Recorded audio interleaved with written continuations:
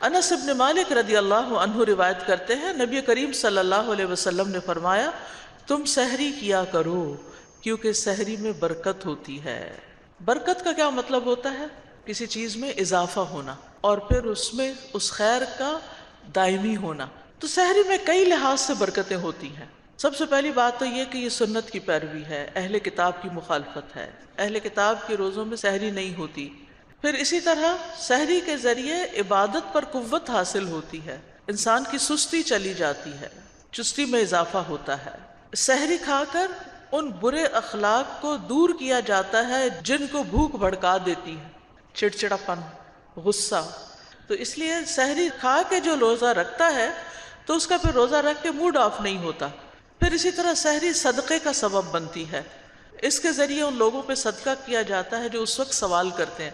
پھر اسی طرح اگر سحری کے وقت لوگ آپ کے پاس جمع ہیں یا آپ کہیں پر اوروں کے لیے سحری بھجوا دیتے ہیں تو آپ کا کھانا کھا کے جو لوگ روزہ رکھتے ہیں وہ اس کا ثواب بھی آپ کو ملتا ہے۔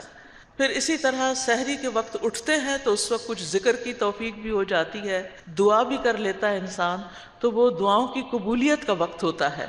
پھر اسی طرح اگر کوئی شخص سوتے ہوئے نیت کرنا بھول جائے تو سحری کے وقت اٹھنا نیت کو تازہ کر دیتا ہے۔ تو اس لیے سحری کے بہت سے فائدے ہیں۔ ابن دقیق العید کہتے ہیں ممکن ہے یہ برکت آخرت کے امور کی طرف لوٹتی ہو کیونکہ اس کے ذریعے سنت کو قائم کیا جاتا ہے جو کہ اجر کو بڑھانے کا موجب ہے، یعنی سحری کھا کے روزہ رکھنا زیادہ باعث اجر ہے بنسبت اس کے کہ انسان نہ کھائے۔ اور یہ بھی ممکن ہے کہ یہ برکت دنیاوی کاموں کی طرف لوٹتی ہو، جیسا کہ روزہ رکھنے سے جسم کا قوی ہونا اور روزے دار کو نقصان نہ پہنچانے والے امور کا آسان ہونا۔ ارباز بن ساریہ کہتے ہیں کہ آپ نے مجھے رمضان میں سحری کے لیے بلایا اور فرمایا آؤ مبارک کھانا کھا لو۔ تو سحری کے وقت جو کھانا کھایا جاتا ہے وہ برکت والا ہوتا ہے، اور برکت والا کھانا انسان کے جسم کو لگتا ہے، انسان کے لیے غذا اور شفا بن جاتا ہے، تو اس لیے اس کو بابرکت کھانا سمجھ کر کھانا چاہیے۔ سلمان رضی اللہ عنہ کہتے ہیں کہ رسول اللہ صلی اللہ علیہ وسلم نے فرمایا برکت تین چیزوں میں ہے، جماعت میں یعنی اکٹھے ہو کے کام کرنے میں، ٹیم ورک میں، پھر سرید میں کھانوں میں جس میں شوربہ روٹی توڑ کے ملا دیا جاتا ہے، اور سحری کھانے میں۔ پھر اسی طرح سحری اللہ تعالیٰ کی طرف سے ایک انعام بھی ہے، لہٰذا تم اس کو نہ چھوڑو۔ اور اسی طرح سحری کھانے والوں پر فرشتے درود بھیجتے ہیں، یعنی ان کے لیے رحمت کی دعائیں کرتے ہیں، اور یہ مسلم امہ کا ایک خاص امتیاز ہے۔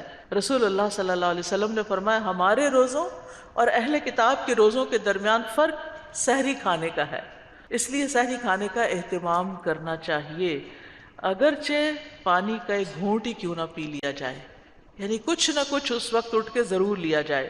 اور بہترین سحری کیا ہے؟ کھجور، یعنی سحری کے وقت چاہے کچھ بھی کھائیں لیکن اس کے ساتھ ایک یا دو یا حسب خواہش کھجور ضرور کھا لیں، تو آپ دیکھیں گے کہ زیادہ آپ کو انرجی ملے گی اور چستی آئے گی۔